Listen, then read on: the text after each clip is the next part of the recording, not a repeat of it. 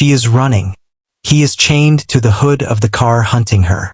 And somewhere in the back of that armored truck, hidden behind tons of steel and fuel, is the secret that will bring an entire empire to the ground. But neither of them knows it yet. The bombs fell long ago. No one alive remembers green things or clean water. The world is a furnace now. Cracked salt flats, howling dust, and bones picked clean by the sun. Civilization did not just collapse. It was swallowed. And from the wreckage, monsters built kingdoms.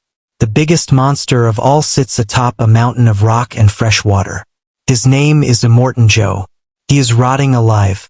A transparent suit holds him together. A skull mask lets him breathe. He controls the one thing that makes men gods in this world, water.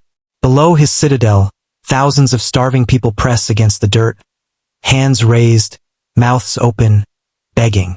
Joe releases the water in short, humiliating bursts. Just enough to keep them alive, never enough to make them free. His army is called the War Boys. Pale, sickly, and fanatically devoted. They believe dying in Joe's service earns them a place in paradise. One of them is a young war boy named Nux. He is already dying, cancerous tumors cluster on his neck. He needs a blood transfusion every few hours just to function. His blood bag is a man called Max. Max does not remember a life before the wasteland. He is haunted by nightmares of a woman and a child. People he failed to protect. Faces that will not leave him alone. The war boys catch him. They bring him to the Citadel in chains. They shave his head. They tattoo his blood type across his back. He is property now. A resource. A living bag of blood. He is the last person anyone would expect to change anything. And yet, everything is about to change. Her name is Imperator Furiosa. She has one arm. The other is a steel prosthetic, functional, brutal, and precise, just like its owner. She is one of Joe's most trusted lieutenants, assigned to drive the war rig to Gastown and the Bullet Farm routine trade runs for fuel and ammunition. This run is not routine. Furiosa takes the rig off course. A minor deviation, barely noticeable, but Immortan Joe notices everything. He checks on his most prized possessions, his 5 wives.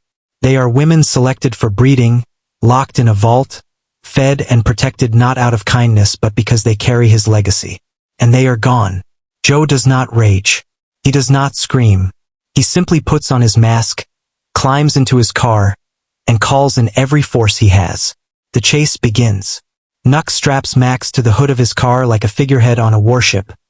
Max, still connected to the transfusion tube keeping Nux alive, and joins the pursuit. Max is awake. Max is watching. And Max is completely powerless. Furiosa drives into hostile territory, Buzzard Country.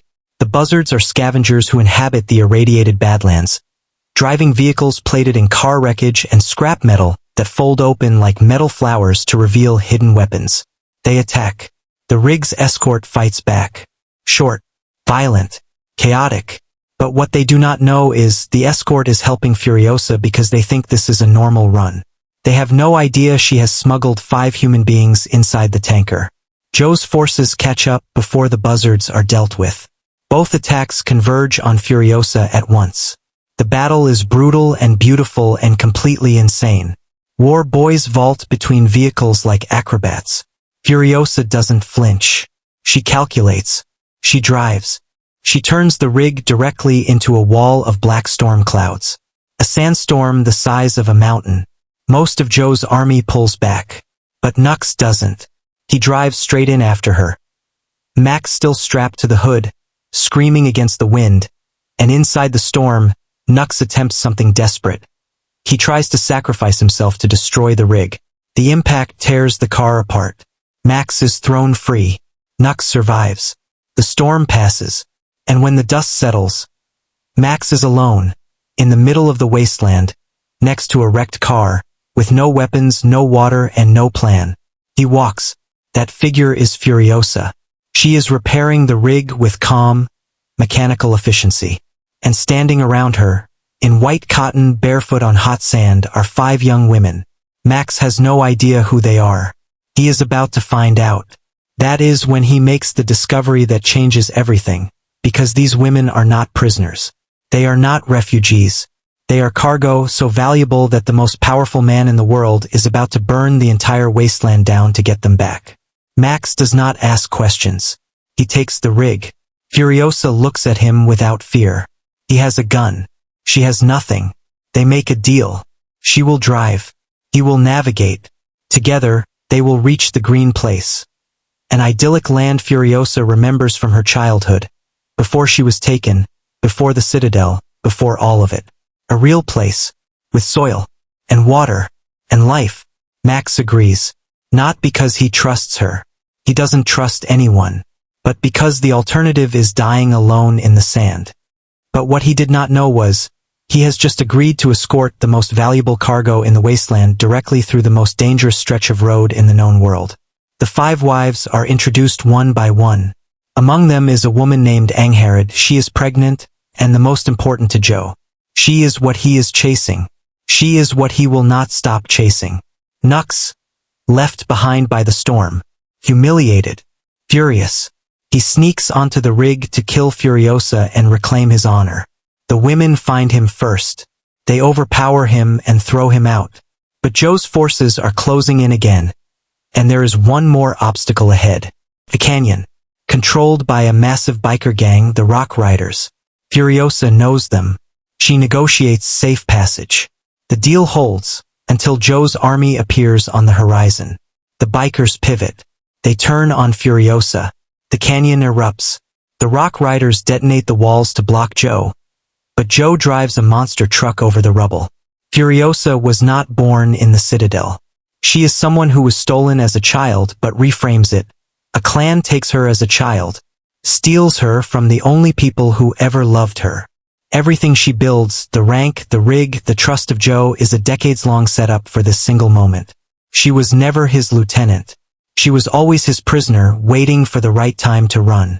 The wives are not rescued by chance. Furiosa chooses them. She plans this. She waits. Max is not riding with a war machine. He is riding with a woman who has been executing a rescue mission for her entire adult life. The road ahead gets worse. And then Joe's car catches up. And Angharad falls. She falls from the rig trying to protect Max. Joe's car runs over her. She is the one Joe wants most. She is carrying his child. And she dies on the road behind them. Not in battle, not with glory. Just suddenly gone in seconds on the ground. The group doesn't stop. They can't stop, but the weight of it fills the cab like smoke. Joe saw it happen. He does not grieve. He is angrier now than he was before. It is no longer about the wives. It is about what was taken from him. And that anger is a different, more frightening thing entirely. And just when things could not get worse, Furiosa reaches the green place.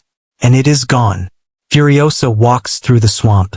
She finds the women she was stolen from, old now, weathered, survivors of a place that no longer exists. They remember her. They recognize the girl they lost. They call her by her name, and she has to stand there and hear what they tell her. The green place is the swamp. It happened slowly. The soil turned, the water went foul, the trees died one by one. They stayed until there was nothing left to stay for. Everything she drove toward for thousands of miles. Every plan, every sacrifice, every year of waiting inside the Citadel. It is gone. This is the scene the film was built for. Not the explosions. Not the war machines. This. A woman who spent her whole life trying to go home. Learning she has nowhere to go.